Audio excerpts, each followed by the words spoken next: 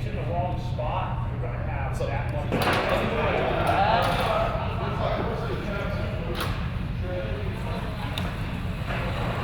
So bend down.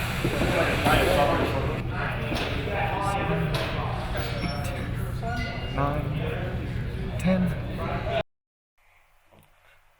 No, what does pro wrestling mean to you? Man. It's a philosophical question, is it not? She's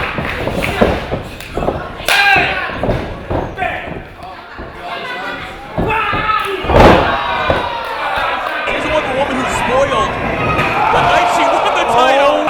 Oh no! Her ass is bleeding. Oh my god. She is busted open. Fox, come on, one!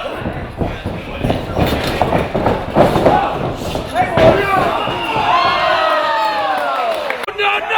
Jesus Christ! And Nick Gage not done yet.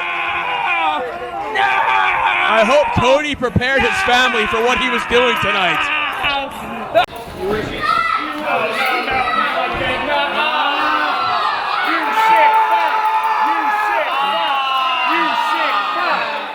Pro wrestling to me is like a lot of sacrifice for a big reward at the end. I'm not saying you're going to look for that reward at the end, but at the same time, I love it because it helps me get through a lot of depression that I never could get through in the past. And I use it as like a way for me to feel better at the day. I hate when I can't get in the ring. I hate when I can't get a chance to wrestle. And I just love the fact that I get a chance to experience my talents in front of people that I always knew I was gifted with. And I love the fact that I can actually show people how good I am. It's a means of getting like the real me out and in front of people. I've worked many of jobs in front of people, customer service, teaching, but I've never been like the raw me. So it's kind of a showcase. No matter what I'm doing, no matter where I'm at, I'm showing who I am.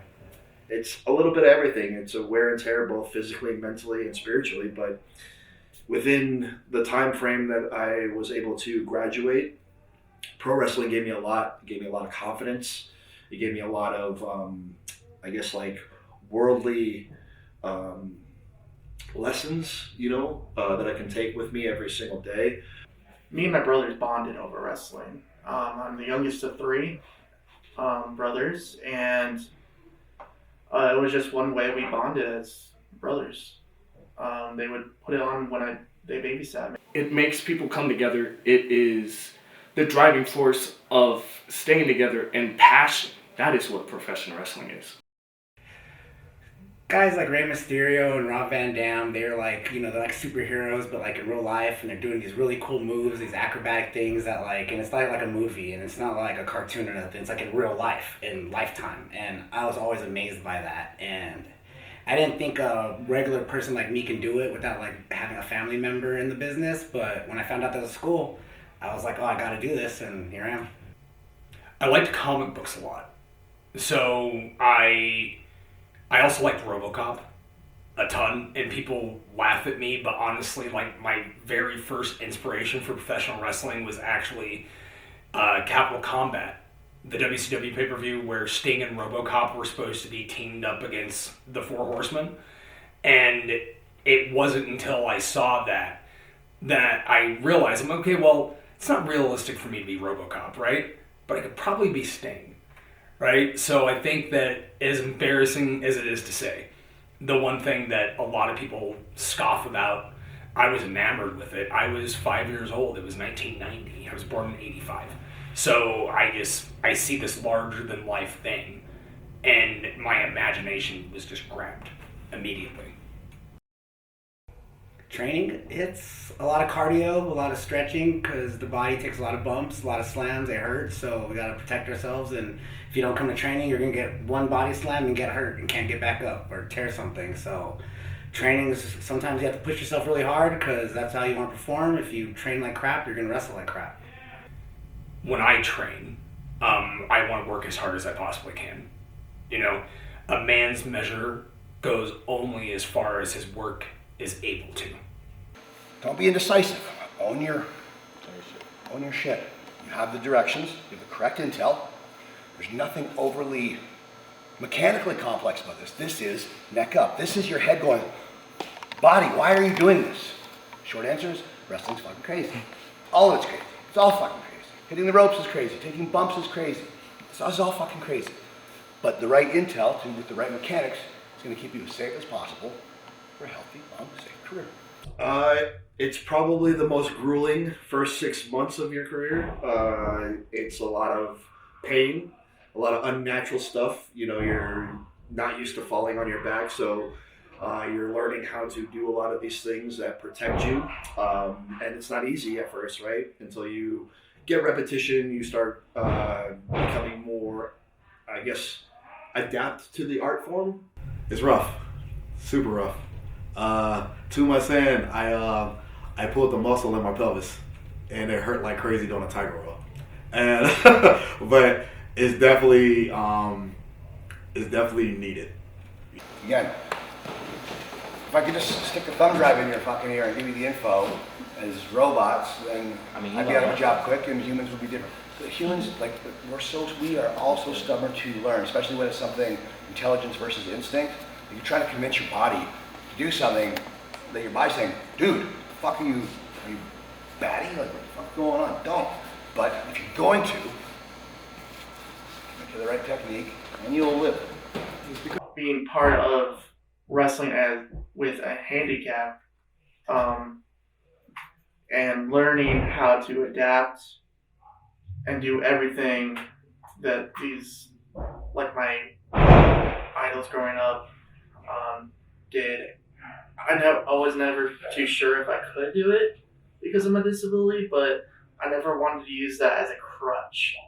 And I just wanted to be an inspiration for those who also had disabilities trying to get into wrestling. What do you have to say to the people who say professional wrestling is fake?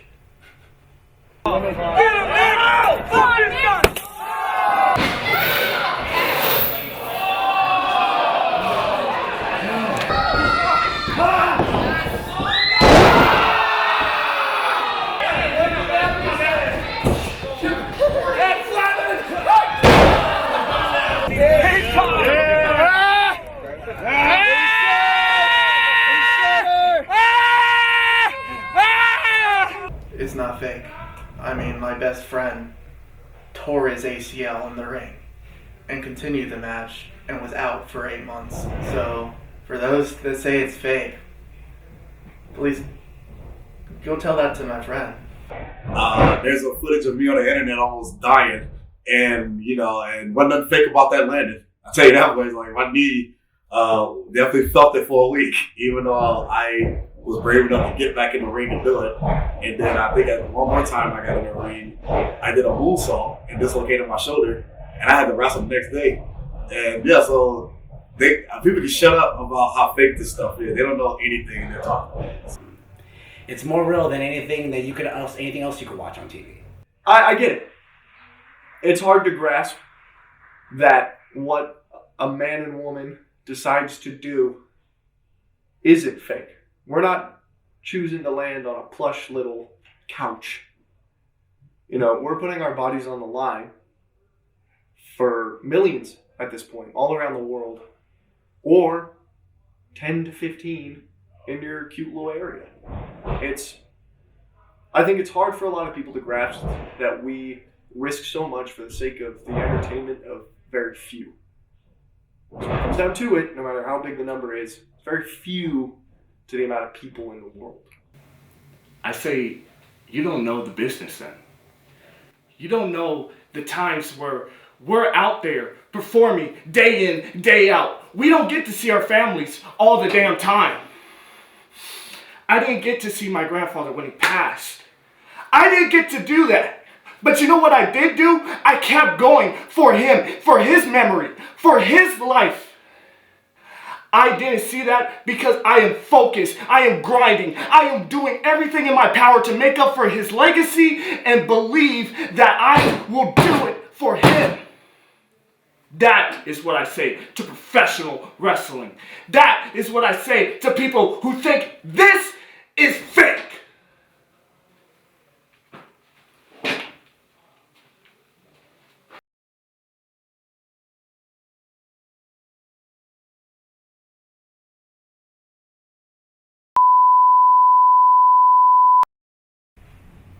Hello, this is your friendly neighborhood cutthroat Cody Croft, and I have a public service announcement for you, person that does not understand or appreciate professional wrestling. Professional wrestling might not be for you, but it's for me, and it's for the people that enjoy it. And for that reason, when people use words such as professional wrestling is fake, I invite them to come down to my class at Future Stars of Wrestling every Thursday from 5 p.m. until I can physically no longer move. So I can show you and anybody else that has a doubt in their mind that wrestling may be fake, but I'm very real.